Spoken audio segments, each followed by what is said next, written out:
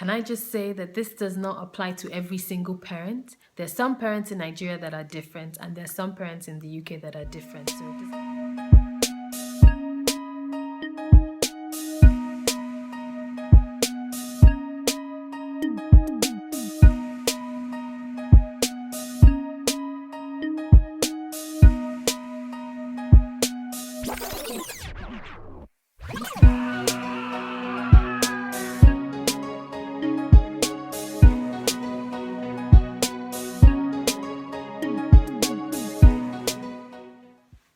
Hello everyone, hi, and today I'm going to continue talking about the difference between parenting here in the UK and parenting back at home in Nigeria. It's getting dark earlier these days. It's just 3 o'clock and it's already getting dark outside, so hence the lighting. It's not very good. It's not helpful for my videos. Today it rained throughout, so the weather is just horrible, but you can't keep us down. We gotta do what we gotta do.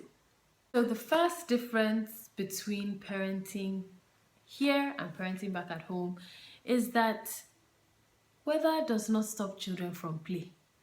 Whether it is raining, whether it is sunny, whether it is cold, children must go to the park. Children must have fun. You know, there's nothing like, it's raining, stay indoors. It was raining last week, but there were children at the park, they were running, they had their raincoats on. But I was just thinking to myself, if it's at home and rain is falling, hey, first of all, to get your child from the car into the house, you have to first find the umbrella, find the person that will carry the child, make sure a drop of rain doesn't touch that child's body. Here, there's nothing like bad weather. Just get your coat, you'll be fine. Children will be children. Children will play outside and have fun. Come rain, come cold. That's one difference. The second difference is we're very overprotective, very overprotective of our children, almost as if your heart is in your mouth when they're doing things. They're climbing a tree, your heart is in your mouth. Oh my God, what if they fall? And I started thinking, how did my parents do it? Because we used to climb trees when we were growing up. Parents never told us, don't climb that tree. Oh, you are free to climb the tree. Parents would be in the house and leave us to climb the tree. You know, but I don't see that happening now with Nigerian parents. You know, whereas here the children are climbing trees. They're even climbing the tree that in my wildest imagination, like trees that are so tall. You know, the children are climbing them.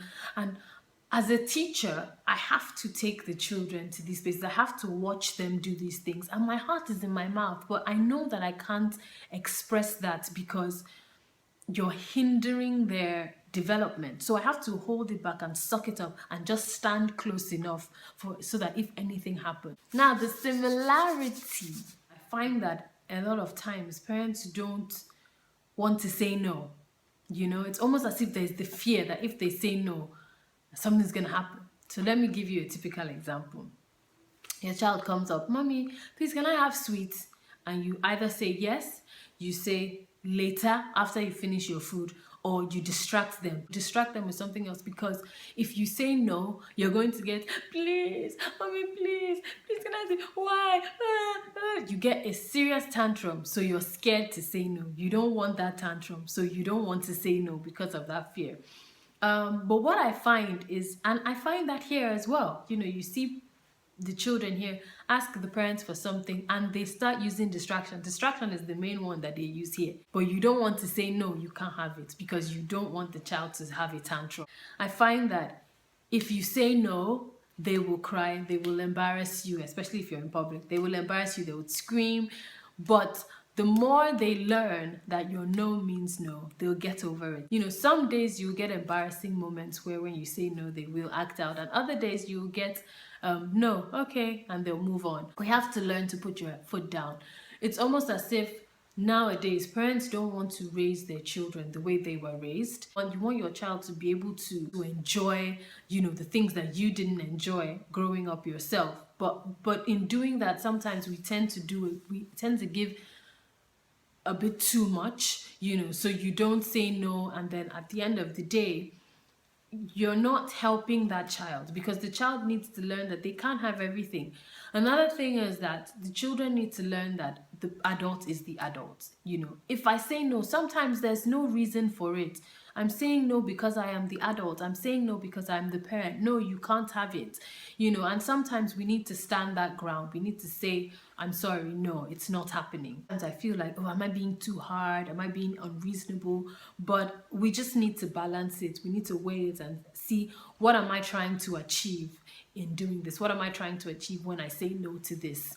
And it needs to be consistent, like I've always been saying. You can't say yes to something and then no to it the next day. You're giving the child mixed messages time, but know that one day, when the child is much older, you'll see the fruits of the seeds that you sow, and you see, your child will grow into the individual that you want the child to grow into in the end. So thank you very much, guys. It takes a village to raise a child, all trying to help each other, all trying to do the best that we can.